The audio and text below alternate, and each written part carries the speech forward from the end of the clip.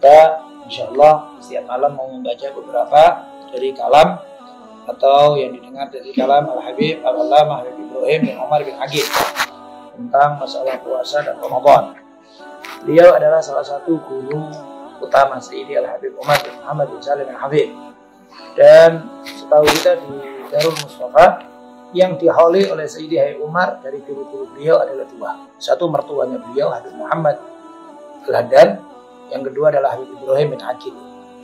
Jadi Habib Ibrahim bin Umar bin Aqil ini salah satu guru istimewa beliau yang insya Allah di sela-sela atau setelah tarawih kita akan membaca sedikit-sedikit supaya ada nilai majelis ilmunya. Insya Allah sih setiap malam mudah-mudahan selesai setengah 12. Kalau untuk ini sekarang ini sudah hampir jam 12. Karena satu tadi kita terlambat mulainya, tidak jam 10 kurang seperempat tepat. Lagi pula juga ada mukadimah yang kita sampaikan. Demikian juga ini tadi Al-Quran yang kita baca bukan 2 juz, tapi hampir 3 juz. Hampir 3 juz karena supaya tidak memotong atau tidak motong surat Al-Baqarah. Jadi selesai surat Al-Baqarah. Surat Al-Baqarah itu 2 juz setengah. Supaya selesai di surat Al-Baqarah. Kita baca Bismillahirrahmanirrahim. Allahumma shalli wa sallim ala sayyidina Muhammad sayyidil kaunain wa ala alihi wa sahbihi salatan wa salaman nas'ad bihi ma fid darain. Ya Allah, salawat dan salamlah kepada baginda Nabi Muhammad sallallahu alaihi wasallam. Sayyidil kaunain, tuan dari semua dua alam, alam dunia, alam akhirat. Wa ala alihi wa sahbihi salatan wa salaman, dengan salawat salam nas'ad bihi ma fid darain, yang kita akan bahagia dengan salawat tersebut di dua tempat, yaitu di dunia dan akhirat. Qala radhiyallahu anhu, berkata beliau Habib Ibrahim bin Umar bin Aqil. Beliau ini orang Taiz. Taiz itu di Yaman, ya, salah satu kota Yaman Utara, ya, Yaman Shimal. Warada bil hadis, ada warid dalam hadis. Anna siyama yaum Arafah yukafir dzunubas sanah al-madiyah wal muqbilah. Ada dalam hadis bahwa puasa hari Arafah itu menghapus dosa-dosa 2 tahun, dosa yang telah lewat dan dosa yang akan. Beliau mentafsirkan hadis ini fihi busyra bi ay ya'isha ila sanatil muqbilah. Ini adalah kabar gembira untuk orang yang berpuasa, kalau diterima oleh Allah dia akan hidup sampai tahun depannya. Sampai tahun depannya. Maka ini puasa Arafah. Wa qala radhiyallahu anhu, berkata beliau, al-huggan fi Ramadan tuftirus shaim li anha tunishul jisim wa tubalil uruq wal maqsud min as-shaum huwa tajfiful jisim wa hirmanu min kulli ma yadkhul fi hatta yarji al-insan ila Allah. Wa indal Imam Malik wal Imam Abu Hanifah la yuftir illa ma dakhala min al-fam. Beliau berkata bahwa suntik di siang Ramadan itu pendapat beliau adalah membatalkan puasa. Betul kan? Sudah kita jelaskan beberapa majelis bahwa pendapat para ulama fikih bahwa suntik itu ada beberapa pendapat. Ada yang mengatakan batal mutlak, ada yang mengatakan tidak batal mutlak. Ada yang mentafsir, ada yang membedakan antara yang dimasukkan melalui urat sama yang tidak dimasukkan melalui urat. Yang dimasukkan melalui urat batal, yang tidak dimasukkan melalui urat kayak suntik bokong kayak gitu itu nggak batal. Ada beda pendapat. Ini masalah kontemporer, masalah baru, mestinya beda pendapat. Majalul ijtihad, majal ijtihad, tempatnya ulama berijtihad. Pendapatnya Habib Ibrahim bin Aqil, dia mengatakan bahwa semua suntik itu membatalkan puasa. Karena yang dimaksud dari puasa adalah supaya menghalangin tubuh dari masuknya segala sesuatu dalam anggota tubuh, supaya dia manusia tersebut bisa kembali kepada Allah Subhanahu wa taala dan tidak disibukkan. Tidak disibukkan dengan hal-hal yang bersifat makanan atau minuman atau nafsu syahwat. Maka itu diantara tujuan puasa. Terlepas dari beliau tidak membedakan, beliau tidak mengatakan tentang masalah masuknya dari manfaat maftuh atau enggak manfaat maftuh. Masuknya dari lubang yang terbuka atau yang tidak terbuka. Yang penting kalau masuk sesuatu dalam anggota tubuh maka batal puasa. Pendapat beliau. Dan disebutkan secara garis besarnya pendapat Imam Malik dan Imam Abu Hanifah tidak batal puasa kecuali sesuatu yang masuk dari mulut saja. Kalau yang tidak masuk dari mulut nggak batal puasa. Tapi kalau mu'tamad mazhab Syafi'i yang masuk ke dalam melalui manfaat maftuh. Manfaat maftuh itu adalah lubang yang terbuka. Lubang terbuka itu mulut, hidung, kemaluan, telinga menurut sebagian pendapat. Mulut, hidung, kemaluan depan belakang. Maka umpamanya contoh nih, umpamanya buang air, buang kotoran, buang air besar di hotel. Kemudian biasanya itu pakai jus gitu ya. Nah, itu bisa jadi itu besar kemungkinan masuk. Air itu mah. Kalau dahulu ulama-ulama kita buat contoh, kalau buang air, buang kotoran di sungai, kemudian pantatnya dimasukkan, itu ada dingin-dingin masuk ke dalam, agak terasa itu batal. Menurut mu'tamad mazhab Syafi'i. Tapi menurut mu'tamad menurut mazhab apa tadi?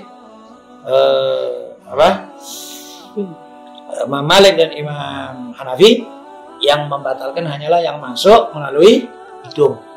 Yang masuk melalui mulut. Yang tidak masuk melalui mulut maka enggak apa?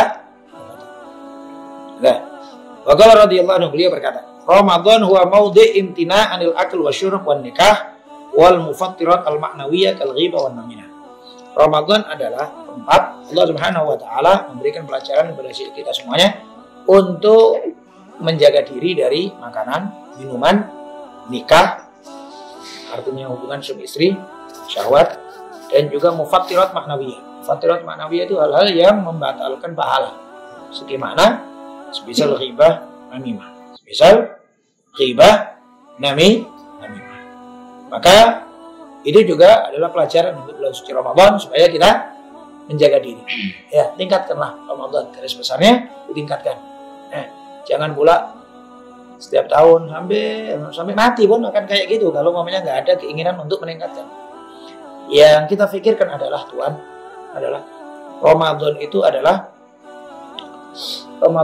kesempatan besar. Ramadan itu adalah kesempatan besar. Kadang-kadang malah di bulan Ramadan yang kesempatan demikian besar, kok tidak ada keinginan untuk menambah. Lebih baik dari Ramadan yang tahun lalu. Maka buatlah kita nggak usah ribut sama urusan orang, kita nggak ribet ini gini. Yang penting kira-kira kita sama Allah gimana sih? Itu aja. Ibadah kita tambah bagus atau enggak? Puasa kita tambah baik atau enggak? Akhlak kita tambah baik atau enggak? Asyik kita sama Allah lebih baik, lebih nampak apa enggak? Merasakan lazzatul munajat kepada Allah Subhanahu wa taala di malam hari tambah apa enggak? Itu yang kita nggak usah kemudian sibuk-sibuk mau bahas-bahas yang macam-macam dari semua urusan lah. Wallahu alam, kita orang nggak ngerti, kita bukan urusan kita. Tapi mudah-mudahan sih kebaikan Anda, kebaikan masyarakat semuanya akan berpengaruh kepada baiknya semua masyarakat. Nah, kalau ahlul qura amanu wattaqau fa fatahna 'alaihim barakatim minas sama'i wal, andaikan penduduk bumi tersebut mau beriman dan bertakwa, maka akan kami bukakan barokah dari langit dan bumi. Maka Ramadan nggak usah sibuk nilai orang, Ramadan nggak usah sibuk nilai masyarakat, Ramadan nggak usah sibuk macam-macam. Udah serius untuk ibadah kepada Allah Subhanahu wa taala.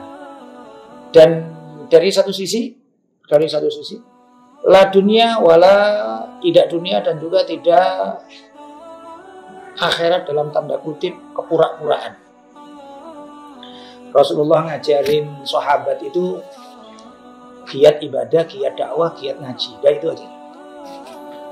Rasulullah tidak ngajarin sahabat kemudian bicara yang muluk-muluk, bicara kemudian hakikat-hakikat, bicara tentang ma'rifat, roh-roh, entah segala macam, nggak tahu.